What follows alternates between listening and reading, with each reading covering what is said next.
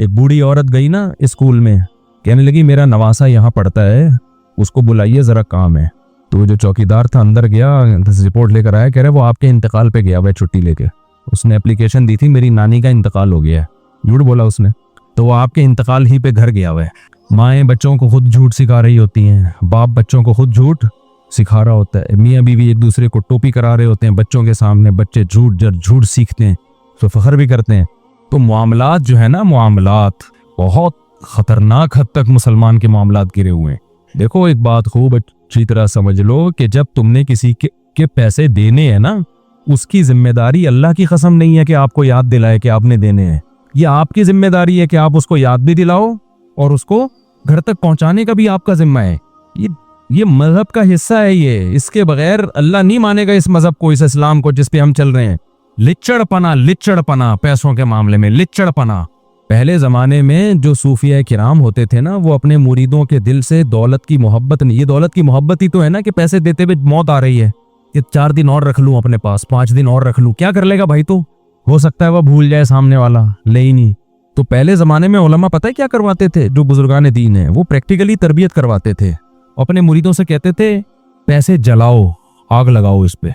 जैसे इस जमाने में होता है ना, तो कहते कड़क कड़क 5000 का नोट है, आग लगाओ इसको, इसकी मोहब्बत दिल से निकले। ये जो बुत है ना, बुत, इब्राहिम अलैहिस्सलाम ने बुतों की मोहब्बत दिल से निकालने के लिए क्या किया था, सिर्फ जबानी बयान को पर काफी नहीं, सब बुतों की गद बना दी, टुंडा लुंजा बना दिया, ताकि उनके दिल से अपने माबूदों की, अपने खुदाओं की इज्जत निकले। मैं जो आमिलों के खिलाफ बोलता हूँ ना कि लिच्चड़ कुछ भी नहीं, तो आपके दिल से इनकी अकीदत निकालने के लिए मुझे क्या शौक है भाई, आमिलों से ना कोई मेरा वास्ता है, ना कोई लेना है ना देना, मेरी क्या दुश्मनी, मैं तो मानता ही नहीं लोगों को।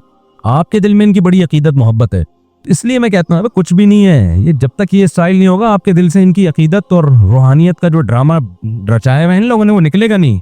लिच्चड़ है, लिच्चड़ समझते हो, किसी काम का नहीं। और फिर मैं वजाहत कर दूं, वो लोग कहते हैं आप 2 नंबर आमिलों के खिलाफ है, ये क्यों लोग जब इल्जाम लगा रहे हो मेरे ऊपर, मैं 1 नंबर आमिलों के खिलाफ हूँ, जिन्होंने बड़े बड़े उलमा का इलाज करके उनको ठीक किया है, उनके खिलाफ हूँ मैं, क्योंकि वो आपको लग रहा है इन्होंने ठीक किया है, वो इन्होंने ठीक नहीं किया, वो खुद ही ठीक हुए हैं, वो बेचारे इस खुशफहमी में हो गए कि इन आमिलों ने हमको ठीक किया है। समझ में आ रही है बात, इनके खिलाफ हूँ जो 1 नंबर हैं, जो नेक समझे जाते हैं, ये ऐसे ही हैं, ये कुछ भी नहीं है, जिन चुड़ैल भूत के इन्होंने दिमागों में वो डाल दिया है।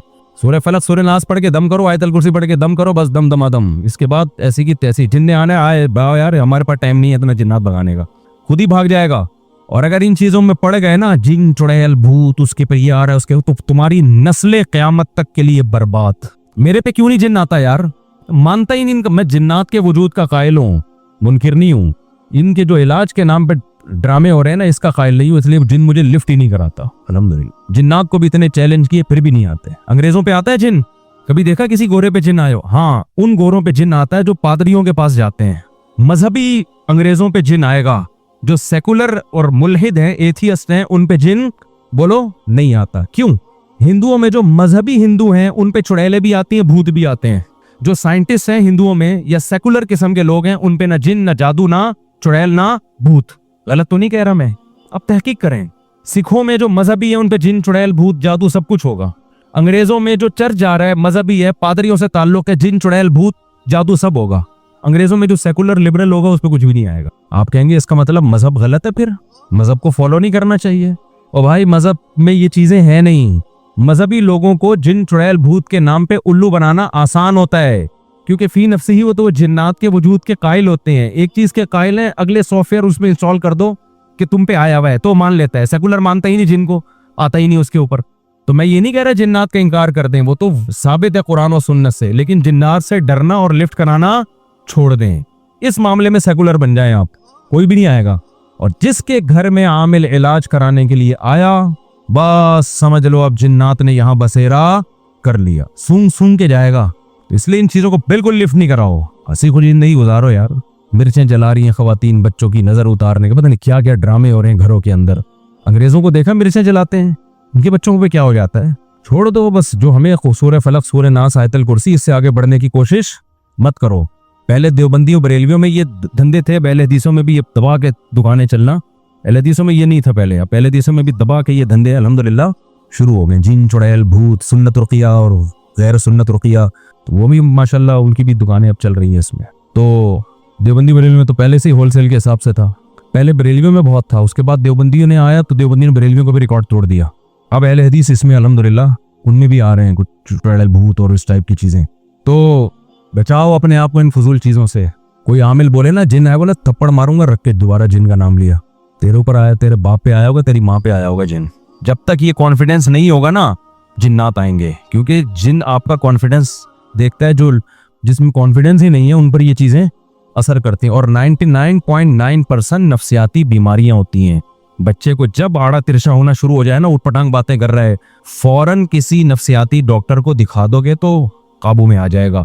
لوگ نفسیاتی ڈاکٹر کے پاس جانے کے بجائے عامل کے پاس چلے جاتے ہیں. وہ کیس کو بگاڑ کے اتنا خراب کر دیتا ہے کہ ڈاکٹر کی دسترس سے معاملہ نکل جاتا ہے. اور بچہ کہہ رہا ہے نا کہ مجھے چڑیل نظر آ رہی ہے, جن نظر آ رہا ہے. بھائی جب دماغی توازن ٹھیک نہیں ہوتا تو جو چیزیں ہوتی نہیں ہیں وہ نظر آ رہی ہوتی ہیں, یہ نیچرل ہے. مولانا شرف علی تھانوی رحمۃ اللہ علیہ کو کسی نے لکھا کہ حضرت میں اللہ کی محبت میں اتنا دیوانہ ہو جاتا ہوں ذکر کرتے ہوئے کہ اوپر چھت ہے لیکن مجھے آسمان کے ستارے نظر آنا شروع ہو جاتے ہیں. اس کا خیال تھا کہ وہ کہیں گے یہی تو کمال ہے, یہی تو قیامت ہے کہ تم اللہ کو یاد کر رہے ہو اور اللہ نے آسمان کے دروازے تم پہ, چھت کے دروازے کھول دیے. تو مولانا شرف تھانوی نے فوراً فرمایا کہ ذکر چھوڑ دو, تمہارے دماغ میں خشکی پیدا ہو گئی ہے. بہت زیادہ ذکر کرنے سے کیا پیدا ہو گئی ہے؟ خشکی. اوپر چھت ہے, نظر کیا آ رہا ہے؟ ستارے نظر آ رہے ہیں. دن میں تارے نظر آتے ہیں تو پاگل ہے نا یہ دن, جس کو دن میں تارے نظر آ رہے ہیں. تو جس کو اوپر چھت پہ بھی تارے نظر آ رہے ہوں تو پاگل ہے. انہوں نے کہا چھوڑ دو بھائی, فی الحال تمہارا دماغ صحیح کام ہے. نارمل بہت زیادہ عبادت کرنے سے بھی مسئلہ خراب ہوتا ہے نا, تو نارمل لائف گزارو ہنسی خوشی. اسلام نیچرل دین ہے. نیچر اور اسلام ایک چیز کے دو نام ہے, تبھی مسلمان خوش ہوتا ہے کیونکہ نیچر پہ ہوتا ہے. ان الذین یخشون ربہم, بے شک وہ لوگ جو اپنے رب سے ڈرتے ہیں. یہ شور کیوں ہو رہا ہے بھائی؟ بے شک وہ لوگ جو اپنے رب سے ڈرتے ہیں بغیر دیکھے. لہم مغفرۃ, ان کے لیے مغفرت بھی ہے. وَأَجْرٌ کبیر, اور بہت بڑا اللہ نے اجر تیار کر کے رکھا ہوا ہے. اس پر میں نے کئی ہفتوں بات کی تھی کہ بغیر دیکھے ڈرنا, یہ بغیر دیکھے اللہ نے کیوں کہا؟ کیونکہ جو لوگ مذہب کو نہیں مانتے ان کی سب سے بڑی دلیل ہی مذہب کی مخالفت میں یہ ہوتی ہے کہ جو چیز ہمیں نظر نہیں آتی ہم اس کو فالو کیوں کریں. بار بار یہ نظر نہیں آ رہا, نظر نہیں آ رہا, نظر نہیں آ رہا. تو نظر آتی تو پھر تو پولیس والا نظر آتا ہے جو اللہ سے بہت کمزور ہے, لوگ اس سے بھی ڈرتے ہیں. تو پھر آزمائش نہیں تھی, آزمائش نہیں ہے. امتحان ہمیشہ اس چیز کا لیا جاتا ہے جس میں غور اور فکر اور تدبر سے کام لینا پڑے. بالکل ٹھیک ہو گئی آواز, جزاک اللہ. جس میں غور فکر اور تدبر سے کام لینا پڑے. اللہ نے اپنی نشانیاں پھیلا دیں, پھر شور ہو رہا ہے, آپ وہیں بیٹھے ہیں. اللہ نے اپنی کائنات میں نشانیاں پھیلا دی. کون ہے جو ان نشانیوں کو دیکھ کر رب تک پہنچے گا اور رب پر ایمان لائے گا, اور کون ہے جو ان نشانیوں کو دیکھ کر رب سے منہ موڑے گا؟ اس لیے بغیر دیکھے ڈرنا ہے. ڈرنے کا مطلب کیا ہے؟ اللہ کی جو ذات ہے, قرآن میں جو اللہ نے اپنا انٹروڈکشن کروایا ہے, جو اپنا تعارف کروایا ہے, وہ ایسی ذات کے طور پر نہیں کروایا جس سے ڈرا جائے. دیکھو جب کوئی آپ کو ڈرانا چاہتا ہے کہ مجھ سے ڈرو تو اپنی بدماشیوں کی پوری رپورٹ پیش کرتا ہے نا. کیا خیال ہے بھائی؟ کوئی علاقے میں نئے ایس ایچ او صاحب آ جائیں اور وہ چاہیں کہ پبلک مجھ سے ڈرے تو ایک ڈنڈا لے کے وہ نکلے گا پہلے دن, اور پوری ایک پولیس موبائل ہوگی, 2-4 چیزوں کو ٹھوکرے مارے گا, 2-4 ہوٹلوں میں جا کے کپ توڑے گا, اور ایسے ہی کو تھوڑی سی بدماشی دکھائے گا نا اپنی.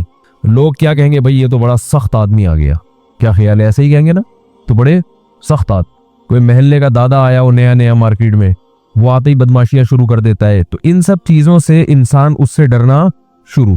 عجیب بات ہے, اللہ تعالیٰ کہہ رہے ہیں کہ رب سے ڈرو, مگر قرآن میں جو اللہ اپنا تعارف کروا رہے ہیں وہ اس میں ڈرنے کا عنصر نہیں ہے. قرآن شروع ہو رہا ہے الحمدللہ رب العالمین, تمام تعریفیں اللہ کے لیے ہیں جو تمام جہانوں کا پالنے والا ہے. تو پالنے والے سے تو محبت ہوتی ہے یا ڈرا جاتا ہے؟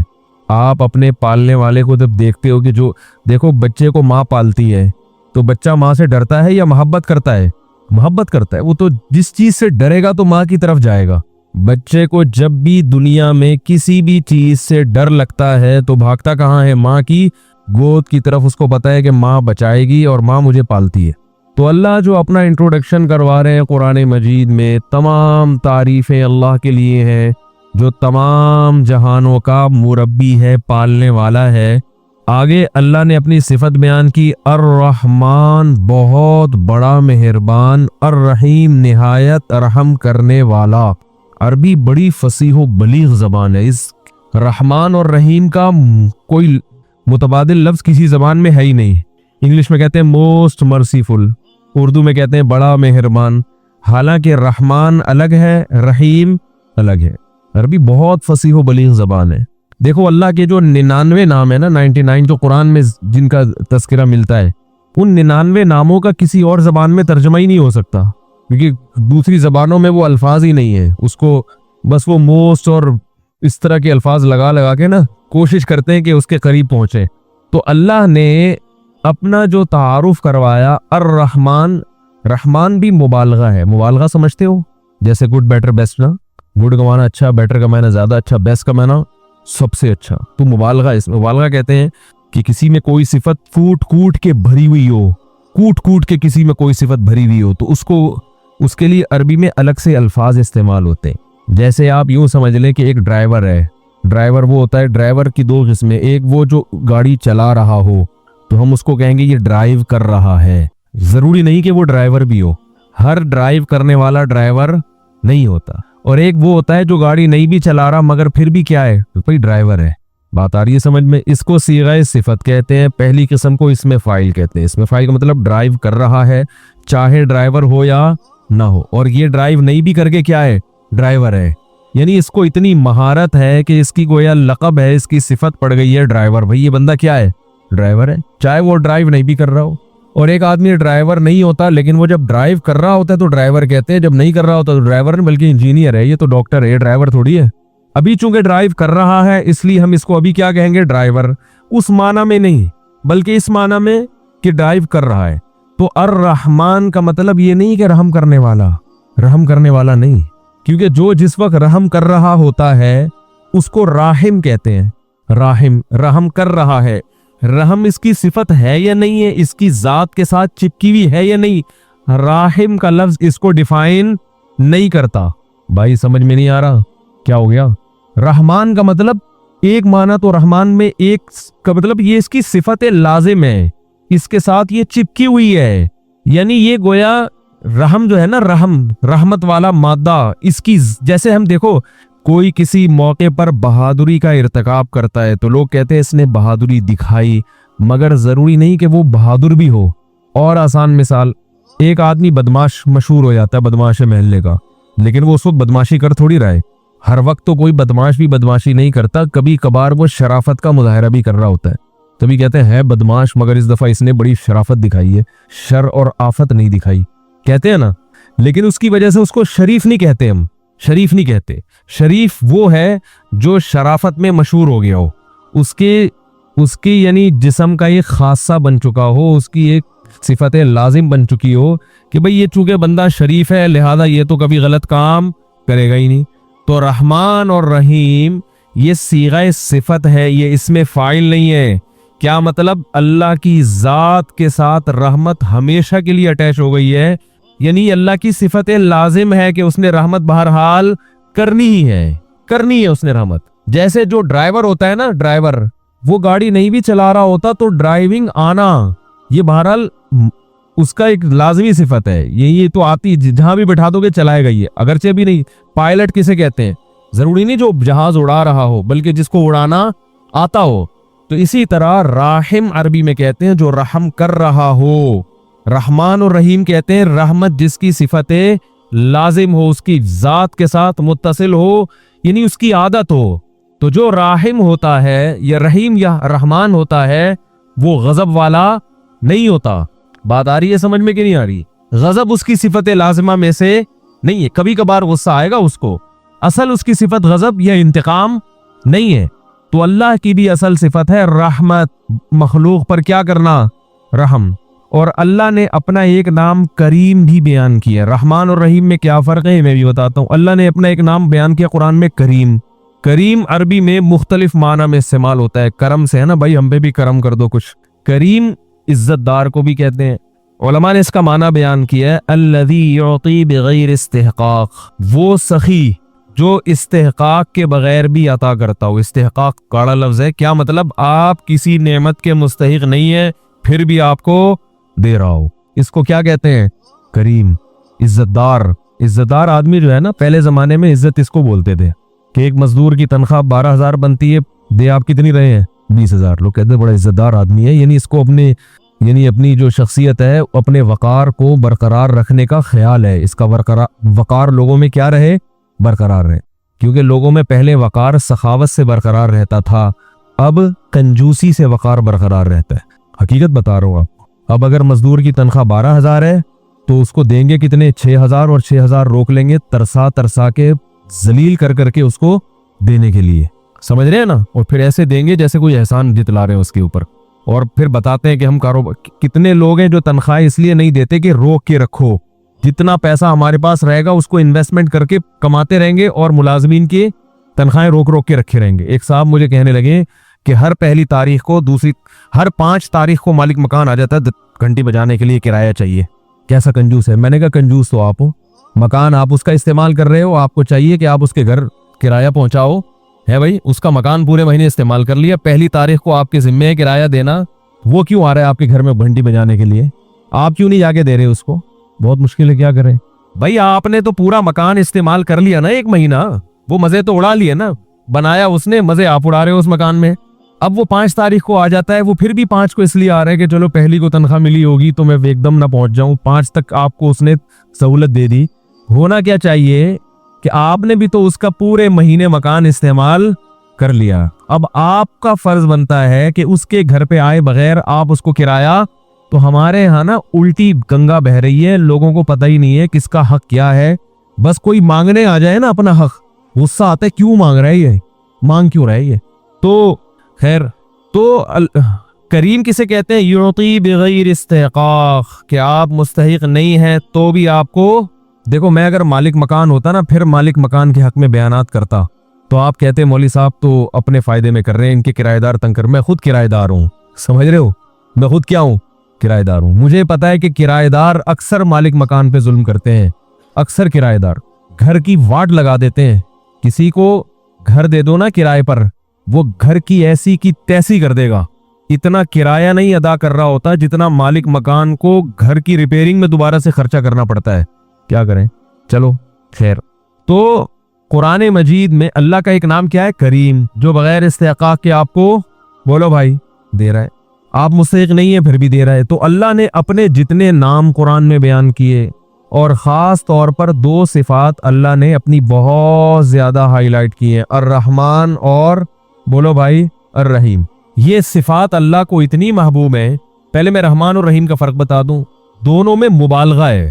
اچھا، 2 طرح سے مبالغہ. ایک تو یہ کہ راحم کا مطلب اس وقت رحم کر رہا ہے، رحمان اور رحیم کا مطلب رحمت اس کی صفت لازمہ ہے، تو یہ بھی ایک مبالغہ ہو گیا نا.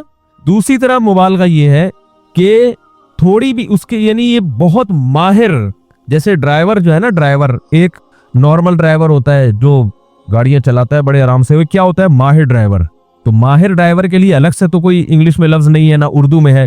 تو عربی میں مبالغے کے الگ سے صیغے ہوتے ہیں، جس سے پتہ چلتا ہے کہ یہ صفت اس میں بہت زیادہ، ایک تو اس کے لازمی حصہ ہے یہ، دوسرا تھوڑی نہیں ہے بلکہ کوٹ کے اس کے اندر یہ صفت بھری ہوئی ہے.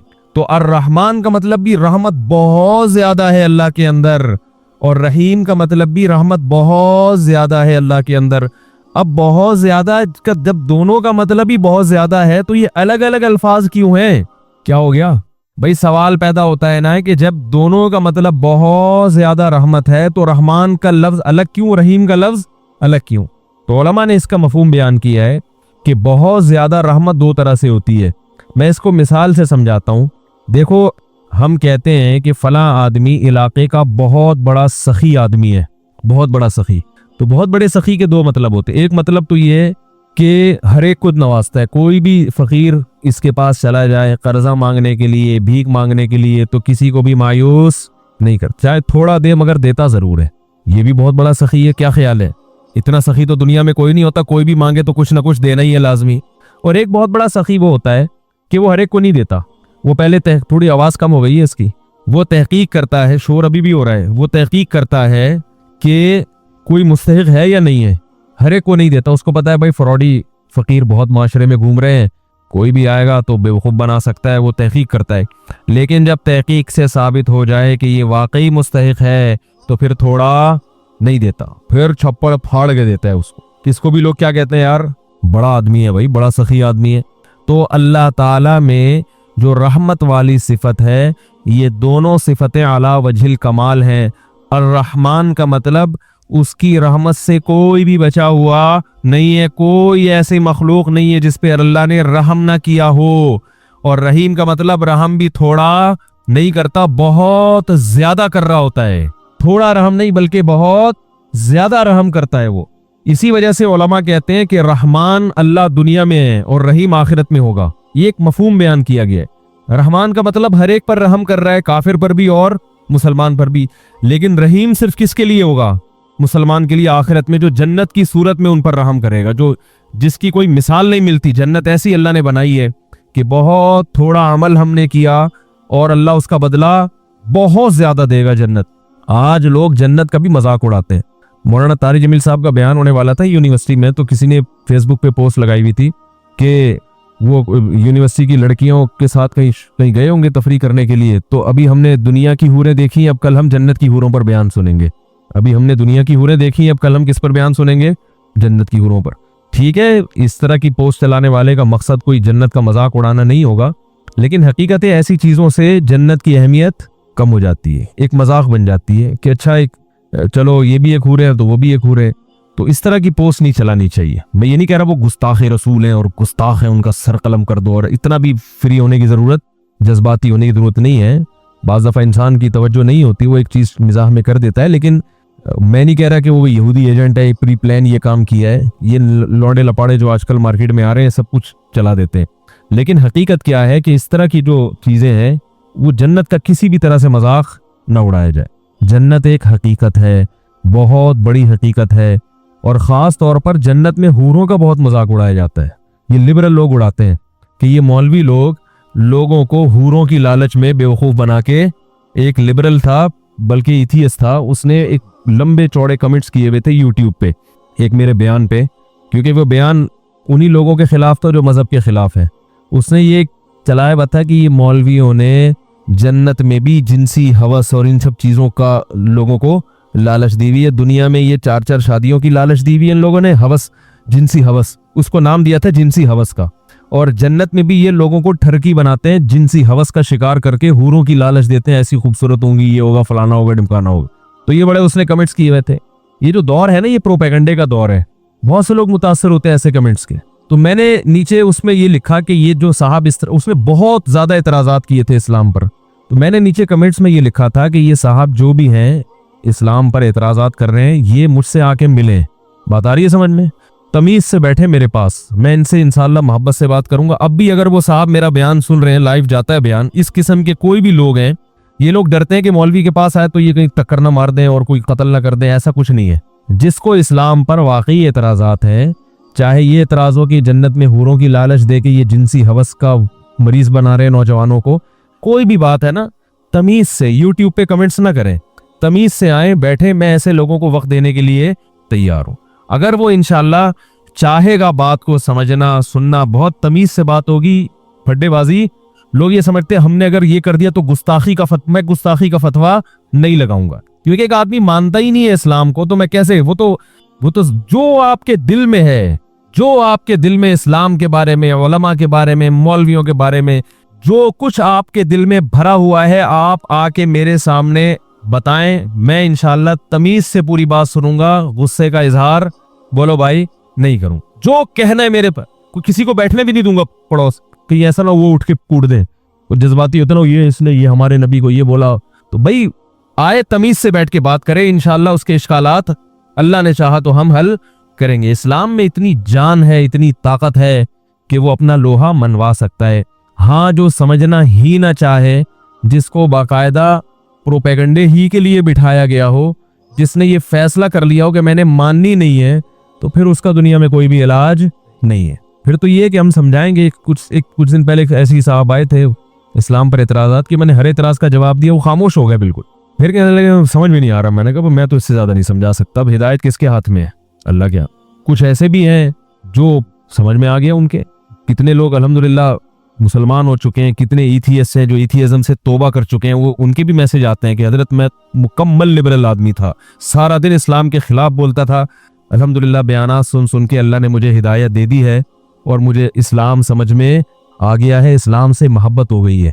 तो तमीज से बैठ कर बात करो, इस तरह प्रोपेगेंडा करना, एब्यूज लैंग्वेज इस्तेमाल करना, ये शरीफ लोगों का काम नहीं है। तो अल्लाह ताला ने जो अजर रखा है जन्नत में, वो वही चीजें रखी हैं जो दुनिया में अल्लाह ने हमें दिखाई हैं। तो इसलिए याद रखो, जन्नत को मामूली चीज ना समझें, ये एक हकीकत है। जिनकी समझ में आ गई तो कुरान उनके हालात भी बयान करता है। आप असलाफ के हालात देखो, असलाफ के हालात, रातों को जागते थे जन्नत की लालच में। दुनिया में थोड़ी सी चीज की हमें लालच हो जाए, कैसे पागल होते चले जाते हैं। और याद रखो, ये जो अल्लाह ने जन्नत और जहन्नम, हाँ मैं पहले वो बात मुकम्मल कर लूं जल्दी से। रहमान का मतलब क्या होता है? सब पे रहम करता है। रहीम का मतलब रहमत भी बहुत ज्यादा करता है। तो ये बहुत ज्यादा रहमत बाज उलमा की राय के मुताबिक कहाँ होगी? मेरी राय तो ये है कि अल्लाह ने दुनिया में भी बहुत ज्यादा रहमत की है, और जन्नत तो बहुत ही ज्यादा है, वो तो बहुत ज्यादा है। तो अब अल्लाह ने अपनी जो सिफात बयान की हैं वो बहुत मेहरबान और निहायत रहम करने वाला, तो इसमें डरने का तो कोई, फिर डरे क्यों भाई? जब अल्लाह रहम करने वाला है, कैसी रहमत है? हदीस में आता है कि जब अल्लाह ने इस कायनात को बनाया, देखो जब भी कोई नया मुल्क बनता है तो एक कानून बनता है ना, दस्तूर बनता है, आइन बनता है। क्या ख्याल है, क्या हो गया भाई? ऐसा होता है कि नहीं होता? जब भी कोई नई रियासत वजूद में आती है तो कानून बनता है कि भाई इस रियासत में इस आइन के तहत सबसे पहले ये लिखा जाता है एक लिबरल हुकूमत होगी या मजहबी हुकूमत होगी। क्या ख्याल है, जमहूरी तरस पे होगा या आमरीत इसमें रहेगी, बादशाहत है या जमहूरियत है, सब चीज़ें तय हो जाती हैं। तो नबी सल्लल्लाहु अलैहि वसल्लम ने इरशाद फरमाया कि अव्वलु मा खलक़ल्लाहुल कलम, जब अल्लाह ने इस कायनात को बनाया ना, तो कायनात बनाने के बाद अब इसके लिए आइन लिखना था, अल्लाह ने आइन तैयार करना था ना, एक लॉ कि क्या क्या किस उसूल के तहत इस कायनात को मैं चलाऊंगा। तो लिखने के लिए सबसे पहले क्या चाहिए? कलम। ये हमें समझाने के लिए मिसालें दी गई हैं। तो अव्वलु मा खलक़ल्लाहुल कलम, अल्लाह ने सबसे पहली चीज क्या बनाई? कलम। अब ये दस्तूर, अब अल्लाह को इलेक्शन कराने की जरूरत नहीं है, सेनेट से मंजूर कराने की जरूरत नहीं है, खुद ही अल्लाह ने अपने लिए आइन बनाया जिस आइन का अल्लाह पाबंद होगा। अजीब देखो, यानी अल्लाह दस्तूर लिख रहे हैं किसके लिए? अपने आप को पाबंद करने के लिए। खुद अल्लाह अपने आप को पाबंद करने के, मैं इन उसूलों का पाबंद रहूंगा। ये ताबीरात हैं। फरमाया सबसे पहली चीज जो अल्लाह ने इस कलम से लिखी है, सबसे पहली चीज बनाई कलम, और उससे क्या लिखा? सबसे पहला लफ्ज जो अल्लाह ने लिखा है, सबकत रहमती अला गज़बी, कि मेरी रहमत मेरे गुस्से पर गालिब रहेगी।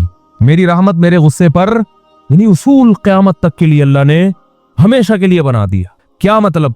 रहमत की कोई रीजन नहीं होगी। बात आ रही है समझ में? गालिब का मतलब यही है ना भाई, गुस्से के मौके पे गुस्सा आएगा, सबको आता है, अल्लाह को भी गजब आएगा गजब के मौके पे, लेकिन रहमत गालिब रहेगा। क्या मतलब?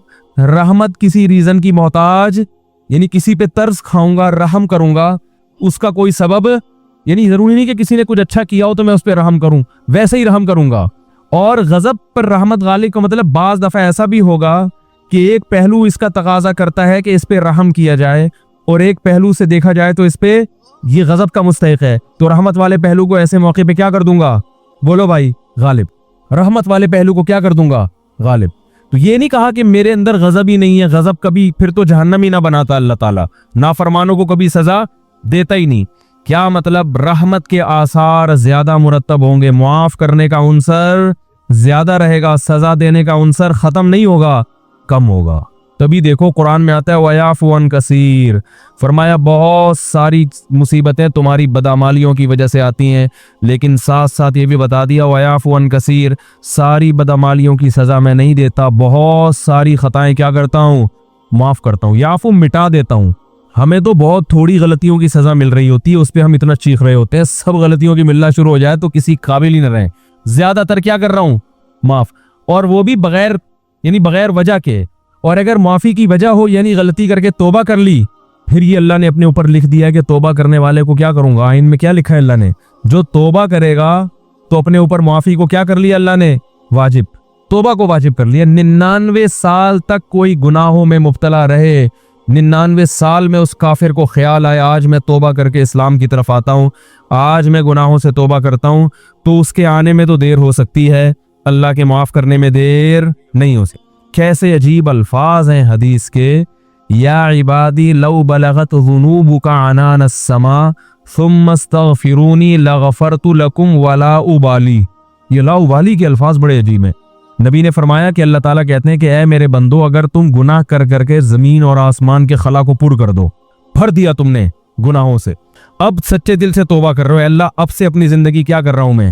توبہ کا مطلب یہ نہیں استغفار کی تسبیح ہو، یا اللہ اب جو کچھ ہو چکا معاف کر دے، آئندہ نہیں کروں گا۔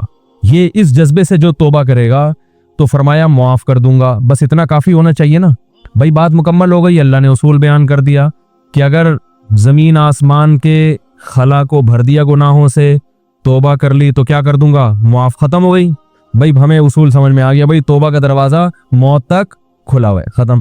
آگے اللہ کو یہ کہنے کی کیا ضرورت تھی، والا ابالی، معاف کرنے میں کسی کی پرواہ نہیں کروں گا، یہ کہنے کی کیا ضرورت تھی؟ بہت مشکل ہے سمجھانا بھائی۔ اس الفاظ کا بظاہر کوئی تک بنتا ہے بھائی، اللہ کو کیا ضرورت کسی کی پرواہ کی، اور کون ہے؟ اصل بات یہ کہ ممکن ہے بہت سے نیک لوگوں کو اعتراض ہو کہ اللہ ہم 20 سال سے شروع سے ہم نیک ہیں، یہ کمبخت 90 سال تک عیاشی کرتا رہا ہے، اب آ رہا ہے، اب یہ بھی جنت میں، ہم بھی جنت میں، یہ کیا بات ہو بھائی؟ ممکن ہے فرشتوں کو اعتراض ہو، اے اللہ یہ کیا، یہ تو 2 لفظ توبہ کے تو ہر آدمی بول سکتا ہے بڑے آرام سے بیٹھے بیٹھے ہیں بھائی۔ مثال کے طور پر ابھی جو کیسز چل رہے ہیں مختلف ہمارے سیاستدانوں پہ، اگر وہ کہتے ہیں ہم معافی مانگتے ہیں قوم کے سامنے، قوم چھوڑے گی؟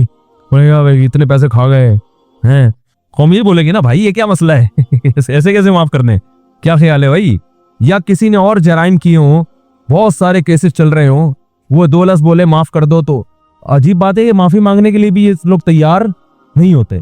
تو لیکن اللہ کیا کہہ رہے ہیں کہ زمین اور آسمان کے خلا کو بھر دیا ہو گناہ، تھک گیا ہو گناہ کر کر کے، اور پھر مجھ سے معافی مانگے۔ معافی کا وہ مطلب جو میں بیان کر رہا ہوں، آئندہ نہیں کروں گا، بس اب میری زندگی بولو بھائی چینج، ختم، اب میں چینج ہو رہا ہوں۔ تو اللہ فرماتے ہیں اصول کیا ہے، معاف کروں گا اور کسی کی پرواہ، کسی مولوی کی پرواہ نہیں۔ مولوی بولیں گے، مولوی صاحب بولیں گے اللہ ہم بچپن سے نماز پڑھتے آ رہے ہیں، یہ بھی کمبخت ابھی آیا ہے بھائی اس کو بھی تو معاف کر رہا ہے، وہ اتنے لوگوں کو اس نے قتل کر دیا، یہ 99 انسانوں کے قاتل نے توبہ کی تھی نا، اب وہ مقتول کہہ سکتے ہیں اللہ ہمیں تو مروا دیا صحیح ہے نا، اس نے ہمیں مار دیا سب کو۔ 100 راہب کہے گا کہ میں نے اس کو بولا تھا کہ توبہ نہیں ہو سکتی، سینچری پوری کر کے اس نے مجھے بھی قتل کر دیا۔ وہ حدیث میں واقعہ آتا ہے نا، لیکن 99 انسانوں کو ایک شخص نے قتل کیا، تو ایک راہب کے پاس گیا، ایک بزرگ کے پاس گیا، کہنے لگا میں نے 99 کو قتل کیا، کیا میری توبہ قبول ہو سکتی ہے؟ اس نے کہا نہیں ہو سکتی۔ اس نے کہا چلو پھر سینچری پوری کرو یار، 99 کا تو کوئی حساب بنتا ہی نہیں ہے، جب جانا ہی جہنم میں ہے تو کچھ کر کے تو جاؤ نا۔ راہب کو بھی مار دیا ٹھیک ہے نا، 100 آدمی قتل کر دیے۔ پھر کسی عالم کے پاس گیا، بھئی میں نے 100 انسانوں کا قتل کیا، کیا میری توبہ قبول ہو سکتی ہے؟ اس عالم نے کہا کیوں نہیں ہو سکتی بھائی، اللہ سے معافی مانگ رہے ہو، اللہ معاف کرنے والا ہے، توبہ کرو۔ وہ عالم تھے نا، علم تھا ان کے پاس، ان کو پتا تھا کہ اگر میں نے بول دیا تو 101 ہو جائیں گے کیا ہو جائیں گے؟ 101 ہو جائیں گے، اور یہ بھی اللہ سے بھی ڈر تھا ان کو۔ تو فرمایا اللہ ابالی، اللہ کہتے ہیں مجھے کسی کی پرواہ نہیں ہے، کیونکہ یغفر لمن یشاء، میں کوئی جمہوری طرز کا حاکم نہیں ہوں کہ الیکشن سے مجھے سیلیکٹ کیا ہو، مجھے مخلوق کے سامنے جواب دینا ہو کہ بھئی کیوں، اصل میں اس کی وجہ یہ تھی کہ دیکھو نا ایکچولی اگر ہم اس طرح سے معافی کا آپشن نہ رکھیں تو پھر تو کوئی توبہ کرے گا ہی نہیں، اس لیے ایکچولی اس میں نہ اللہ فرماتے ہیں مجھے اس کی ضرورت نہیں ہے، میں خدا ہوں، تمہارے مشورے سے میں خدا نہیں بنا، ٹھیک ہے نا۔ تو میں نے شروع میں لکھ دیا تھا کہ میری رحمت میرے غصے پہ غالب۔ یہ تمہاری اسمبلی نہیں ہے کہ ہر تھوڑے دن میں آئین چینج ہو رہا ہے، 73 کے آئین کے تناظر میں کچھ اور تھا اور 75 کے آئین کے تناظر میں، تو یہ اسمبلی تھوڑی ہے۔ میں نے شروع میں بات لکھ دی تھی میری رحمت میرے غصے پہ غالب، تو جب تک یہ قتل کر رہا تھا میرا غصہ تھا، اب چونکہ میری طرف آ رہا ہے تو رحمت و غصے کو کچل کے فنا کر دے گی، رحمت غالب آئے گی، کیونکہ یہ لکھ دیا ہے میں نے آئین میں۔ سب سے پہلے میں نے قلم بنا کے جو چیز سب سے پہلے لکھی تھی، جو سب سے پہلے منظور ہوا قانون، اسی کو میں اگر خلاف ورزی شروع کر دوں تو یہ کیسی بات ہوئی؟ تو لا ابالی، کسی کی پرواہ نہیں کروں۔ تو لیکن یاد رکھو توبہ کا دروازہ تو کھلا ہوا ہے، لیکن توبہ کی توفیق بسا اوقات سلب ہو جاتی ہے گناہ کر کر کے۔ توبہ میں تاخیر نہ کیا کرو اس چکر میں کہ ہم بھی جب 99 کے ہو جائیں گے تو ہم بھی توبہ کر لیں گے، کیونکہ 99 تک پہنچنے کا یقین نہیں ہے، کچھ پتہ نہیں کب موت آ جائے۔ اور دوسری بات یہ کہ ضروری نہیں کہ ہمیشہ توبہ کا جذبہ بھی پیدا ہو، ابھی اگر جذبہ ہے یہ جذبہ ضروری نہیں کہ برقرار رہے، لوگ ایمان کے ڈاکے دار بیٹھے ہوئے ہیں جو آپ کا ایمان سلب کر لیں گے. آپ کو توبہ کی اہمیت ہی دل سے ختم ہو جائے گی. بعض دفعہ دل گناہوں میں اتنا مست ہو جاتا ہے کہ انسان توبہ کا تصور ہی, تبھی بوڑھوں میں توبہ کا ریشو کم ہوتا ہے, جوانوں میں زیادہ ہوتا ہے. یقین نہ آئے تو دیکھ لو سروے کر کے, بوڑھے لوگ اسلام کم قبول کرتے ہیں, جوانوں میں اسلام قبول کرنے کا ریشو زیادہ ہے.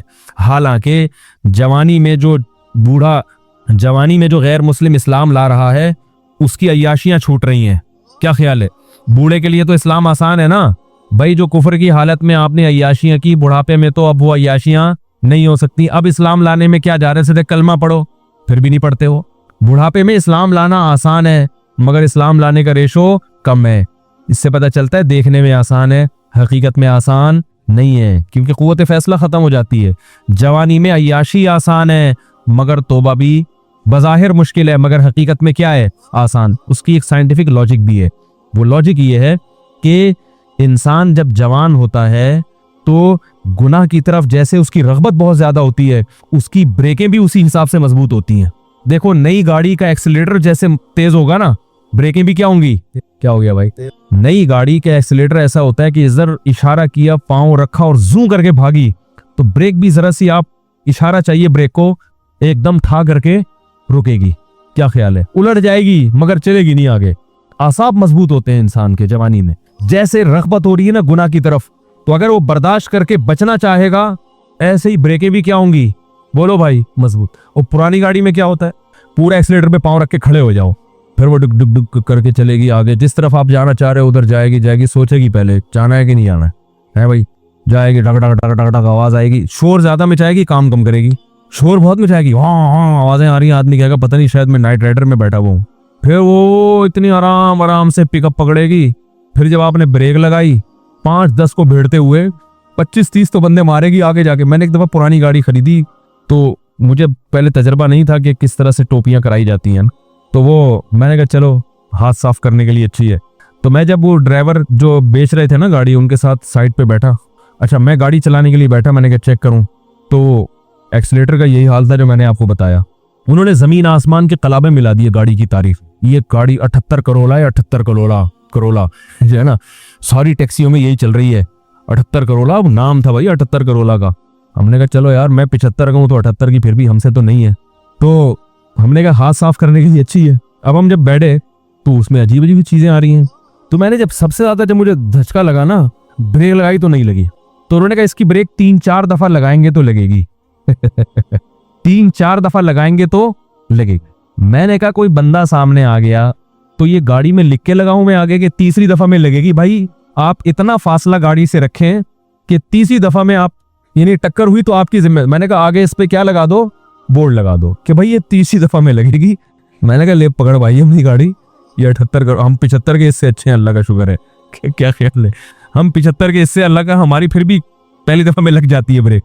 تو انسان کی عمر, مقصد بوڑھوں کا مذاق اڑانا ہرگز نہیں ہے, لیکن ایک حقیقت ہے کہ جب انسان کی عمر زیادہ ہوتی ہے تو اس کی میں اندر خواہشات تو کم ہوتی ہیں, لیکن اگر کسی طرف اس کا دل مائل ہو گیا تو بریک نہیں لگی. اس میں اعصابی قوت نہیں ہوتی, وہ روک نہیں پائے گا اپنے آپ کو. اسی وجہ سے وہ اگر بدنظری جوانی میں نہیں چھوٹی تو بڑھاپے میں نہیں چھوٹتی. جوانی میں آپ کنجوس سے تو بڑھاپے میں سخی نہیں ہو سکتے, یہ دماغ میں رکھو, ٹھیک ہے نا. جوانی میں آپ نے اچھے کام نہیں کیے تو بڑھاپے میں آپ تیر نہیں مارو گے. یہ جو بوڑھے ہمیں مسجدوں میں نظر آتے ہیں یا اچھے کام کرتے ہیں, یہ وہ ہوتے ہیں جنہوں نے جوانی اچھی گزاری ہوتی ہے. بڑھاپے میں فلمیں دیکھنے کا شوق بڑھتا ہے, یاد رکھو. بوڑھوں میں جو انٹرنیٹ پر بیہودہ فلمیں دیکھنے کا رجحان ہے وہ زیادہ ہے ان بوڑھوں میں جن کو جوانی میں یہ چسکے لگ چکے تھے. حالانکہ ان کو وہ لذت نہیں آتی, وہ مزہ نہیں آتا, مگر ان سے برداشت نہیں ہوتا. جس نے جوانی میں کنٹرول کر کے چھوڑ دی, بڑھاپا اچھا گزرے گا اس کا. تو بریک جو ہے نا, جیسے آپ کا ایکسیلیٹر تیز ہے تو بریکیں بھی ابھی کیا ہیں, مضبوط ہیں. تو یاد رکھو اسی طرح غیر مسلم وہ اس کو عیاشی نظر آتی ہے کفر میں, لیکن اسلام لانے والے بھی کیا ہوتے ہیں, جوان ہی ہوتے ہیں زیادہ تر. جوانوں کو عیاشی بھی, لیکن وہ چھوڑ دیتے ہیں, برداشت کرتے ہیں سب کو. بڑھاپے میں اسلام بہت آسان ہے, مگر بوڑھوں میں اسلام کا ریشو ختم تو نہیں ہے لیکن بہت کم ہے. وہ نہیں آتے, وہ کہتے ہیں چھوڑو یار ایک زندگی گزارنے بس. حالانکہ ان کو پتا ہے کہ ہم غلط مذہب پہ تھے. کیا جا رہا ہے کلمہ پڑھنے میں بھائی, اب آپ کو تو اب ساری زندگی نماز کا بھی نہیں ہم کہیں گے, حج بھی اب اس بڑھاپے میں فرض نہیں ہوگا. کچھ بھی نہیں کرنا ہے, ایک کلمہ پڑھنا ہے, 5 ٹائم نمازیں شروع کر دینی ہے. رمضان کے روزوں میں بھی رعایت ہو گئی ہے کہ جو بہت زیادہ بوڑھا ہو وہ فدیہ بھی دے سکتا ہے. کچھ بھی نہیں کرنا, کلمہ پڑھنا ہے اور اسی گھر میں رہ لو. کوئی یہ تھوڑی کہہ رہا خاندان کو چھوڑ کے جاؤ, لیکن ایک کلمہ زبان سے نہیں نکلے, وہ قوت فیصلہ ختم ہو گئی, کانفیڈنس ختم ہو گیا, ذرا سی بھی مخالفت برداشت کرنے کی صلاحیت نہیں رہی. تو اس لیے اس امید پر کہ اللہ 99 سال میں توبہ قبول کرتا ہے, 99 کا انتظار مت کرو. اور ایک بات یہ بھی رکھو کہ توبہ تو قبول ہوگی مگر وہ مقام نہیں ملے گا جو اس شخص کا ہے جو شروع سے دین پہ چلتا آ رہا ہے. سمجھ میں آ رہی ہے بات؟ جو شروع سے دین, کیونکہ وہ کئی سال سے نماز پر ہے تو وہ اتنا آگے جا چکا ہے کہ اب آپ نے ٹریک چینج کر تو دیا, جہنم والا ٹریک نہیں اب جنت والا ہے, لیکن وہ بہت آگے جا چکا ہے اور آپ اس سے بہت پیچھے ہو, بہت پیچھے ہو. وہاں تک اب وہ نکل گئے آگے. تبھی قرآن میں آتا ہے والسابقون السابقون اولئک المقربون. کچھ لوگ اہل جنت میں سے ہوں گے اور کچھ سابقین میں سے ہوں گے جو جنت میں بھی بہت آگے جا چکے ہوں گے. تو اسی وجہ سے نبی نے فرمایا نا, قیامت کے دن اللہ 7 آدمیوں کو عرش کے سائے میں جگہ دے گا. ان میں ایک وہ بھی ہے شاب نشا فی عبادت اللہ عز وجل, جس نے جوانی میں اللہ کی اطاعت کی ہو. تو توبہ تو سب کی قبول ہے, 99 سال میں بھی جاؤ گے جنت میں, جہنم میں نہیں جاؤ گے, لیکن درجات میں بہت زیادہ بولو بھائی فرق ہوگا. اس لیے میں نے اکثر دیندار دیکھے ہیں, ایک ہم بچپن کی بات کر رہا ہوں کہ 25-26 سال کی عمر میں ہمارے, میں تو چھوٹا تھا اس وقت, وہ ان کی عمر 25 سال تھی, انہوں نے توبہ کی, دین پر آ گئے, اب تک قائم ہے الحمدللہ. ان کو افسوس ہوتا تھا کہ میں نے جو 10 سال کی عمر ضائع کی اس کی کسی طرح تلافی ہو جائے. صرف 10 سال ان کے ضائع ہوئے تھے, 15 سے لے کے 25 سے بالغ ہو جاتا ہے انسان 15 میں. اس 10 سال پہ ان کو کیا ہوتی تھی؟ ندامت. تو یہ سچی توبہ کی علامت ہوتی ہے کہ انسان کو پچھلے پر ندامت ہو کہ یار وہ ٹائم بھی نکل گیا ہاتھ سے, کہاں تک پہنچ چکے ہوتے. میں نے کہا یہ سچی توبہ کی علامت ہے. میں نے کہا اس کی تلافی اب یہ ہو سکتی ہے کہ جو 10 سال ایک نارمل آدمی جتنی عبادت کرتا ہے آپ اگلے 10 میں اس سے ڈبل کر لو. کیا خیال ہے بھائی؟ یہی ہو سکتا ہے. جیسے گلوکار نے توبہ کی تھی نا, واقعہ میں اکثر سناتا ہوں, زندگی گانوں میں گزاری, تو ہمارے حضرت کے پاس آئے تھے, ان کا انتقال ہو گیا, تو انہوں نے حضرت سے کہا کہ میں نے زندگی گانوں میں گزاری, گانے گاتا رہا میں, اچھی آواز تھی میری, تو اب مجھے خیال ہوا کہ توبہ تو اللہ نے قبول کر لی, اب جنت کے ٹریک پر تو انشاءاللہ چل پڑے, لیکن پچھلی کی تلافی بھی ہونی چاہیے کیونکہ میں نے 10-15 سال ضائع کیے. تو اب ان کے ذہن میں یہی آیا کہ یہ اچھی آواز میں تلاوت میں لگاؤں گا. کیا خیال ہے؟ تو اس طرح کے جو لوگ تلافی کرتے ہیں, اولئک یبدل اللہ سیئاتہم حسنات, قرآن کہتے ہیں اللہ ان کی گناہوں کو نیکیوں میں تبدیل کر دیتا, تو ان کی تلافی ہوتی ہے, یہ بھی اسی مقام تک پہنچ جاتے ہیں. تو پھر کچھ ایسا کرنا پڑتا ہے, نہیں تو چلو جنت میں مل گئی, بڑی بات ہے یار, 99 سال میں اتنی بدماشی اللہ معاف کر دے, وہ درجات نہ ملے, جنت چھوٹا سا کھانچا بھی مل گیا جنت کا, اور کیا, ایک آدھ حور بھی مل گئی, کیا خیال ہے؟ ایک آدھ حور بھی مل گئی تو بھی سستا سودا نہیں ہے, بہت اچھا سودا ہے یہ. تو اللہ تعالی ہم سب کو اپنی رحمت کا مستحق بنائے. یہ جو بات تھی ادھوری رہ گئی ہے کہ جب اللہ رحمت ہے اس میں اتنی, تو ہمیں ڈراتا کیوں ہے؟ تو اصل میں اللہ اپنے آپ سے نہیں ڈراتا, اپنی نافرمانی سے ڈراتا ہے کہ جو اتنا رحیم ہے, اتنا کریم ہے, وہ معاف کرے گا, لیکن ہر چیز کی ایک لمٹ ہوتی ہے. اس لمٹ سے آگے کراس کرو گے تو پھر اس کا غضب جوش, کیونکہ غضب ختم نہیں ہوا ہے اسے, اس لیے اللہ ڈرا رہا ہے کہ اللہ کی نافرمانی سے ڈرو. یخشون ربہم بالغیب, جو اپنے رب سے بغیر دیکھے ڈرتے ہیں. کیا مطلب؟ رب کی نافرمانی سے ڈرتے ہیں, گناہ سے ڈرتے ہیں. تو ہمیں رب سے محبت کرنے کا حکم ہے, ڈرنا ہے رب کی نافرمانی سے. سمجھے؟ یعنی اللہ نافرمانی پہ سزا دیتا ہے, تو رب سے تو محبت کی جاتی ہے, اللہ کے قرب حاصل کیا جاتا ہے. تبھی اہل اللہ کو نمازوں میں مزہ آتا ہے, کیونکہ وہ اللہ سے قریب ہو جاتے ہیں نا, نماز میں تلاوت میں مزہ آتا ہے ان کو. تو ہمیں اللہ سے محبت کا حکم ہے, لیکن ڈرنا وہاں ہے جہاں اللہ کی نافرمانی ہو رہی ہے. اللہ تعالیٰ سے دعا ہے اللہ تعالیٰ سمجھنے کی عمل کی توفیق